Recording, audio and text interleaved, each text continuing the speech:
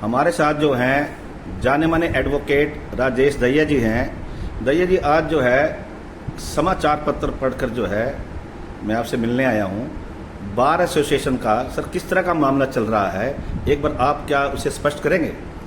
Sir, bar association में मैं यहाँ थोड़ा सक्रिय हुआ था क्योंकि बार एसोसिएशन जो हमारी कोर्ट कॉम्प्लेक्स में उसमें अनऑथराइज कंस्ट्रक्शन कर रखी थी, जिसमें कि हमारे अनिल दुल प्रधान जी था, उसका नाम भी था। मैंने उसकी हाई कोर्ट में शिकायत भेज दी थी और हाई कोर्ट से संज्ञान लेते हुए उन्होंने मुझे कॉपी भेजी 16 तारीख को। अभी डीसी कोर्ट सेशन जज को आपकी कॉपी भेज दी गई है बढ़वाने के लिए। 16 तारीख को अनिल दुल ने मेरे खिलाफ मेरे साथ 7 वकील और डाल के कि हमें अखबार से पता लगा कि हमें कोर्ट से डी बार कर दिया गया है। 16 तारीख की अखबार की न्यूज़ है ये। 17 तारीख को मैंने bar council Punjab and Haryana court में पिटीशन फाइल कर दी थी कि ऐसे ऐसे जो अनिल दुल ने ये जो काम किया ये इलीगल है, असंवैधानिक है और लीगल नॉर्म के खिलाफ है।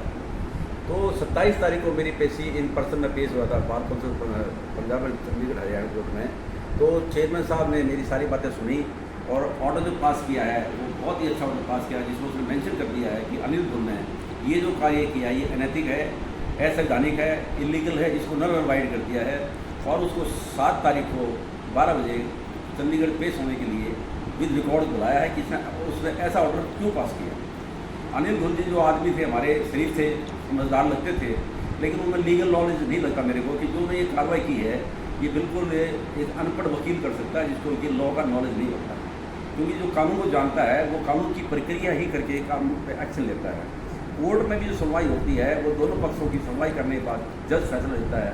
इसने तो चीफ जस्टिस ऑफ इंडिया से बड़ा काम कर दिया कि बगैर किसी की सुनवाई की अखबार में हमारे फोटो के साथ हमें बदनामी करने के लिए हमारे को इसने डीबार किया। नहीं, जैसे अभी आपने बताया कि अनिल दुल जी अनपढ़ हैं, ये वो देखिए वकील जो होता है सर बड़ा इंटेलेक्चुअल होता है, बहुत बुद्धिजीवी होता है और हम भी 1-2 बार मिले हैं। ऐसा नहीं है, वो तो जो है बहुत समझदार। नहीं, समझदार है, मैं नहीं कह रहा हूँ कि अनपढ़ है वो। अरे डिग्री कर रखी है, लॉ की डिग्री की है उसने, कहीं से की हो चाहिए, लेकिन लॉ का नॉलेज होना एक अलग बात है, डिग्री पास करना अलग बात है। अनिल दुल जो है उसमें अगर लॉ का नॉलेज होता तो ये कार्रवाई नहीं होती। इसमें अनिल दुल की बेइज्जती नहीं हुई है, इसमें हमारी पूरी सोनीपत बार एसोसिएशन की इंसल्ट हुई है कि हमें ऐसा प्रधान है जो हमारे खिलाफ ऐसे ऐसे कानून पास करता है, जिसमें संज्ञान लिया है bar council Punjab and Haryana court ने कि उसको वहाँ पेशी लगाई है। मैं अनिल दुल के बारे में कोई टिप्पणी नहीं कर रहा हूँ क्योंकि वो आदमी ठीक है, शरीफ है, लेकिन ज़्यादा शरीफ होना भी खतरनाक है क्योंकि वो उसको कानून का अगर नॉलेज नहीं होगा तो इंसल्ट होती है। दूसरी बात यह है कि जो ऑर्डर पास किए थे इसमें अगर वो थोड़ा कानून की प्रक्रिया रखता तो हमारी इंसल्ट नहीं होती।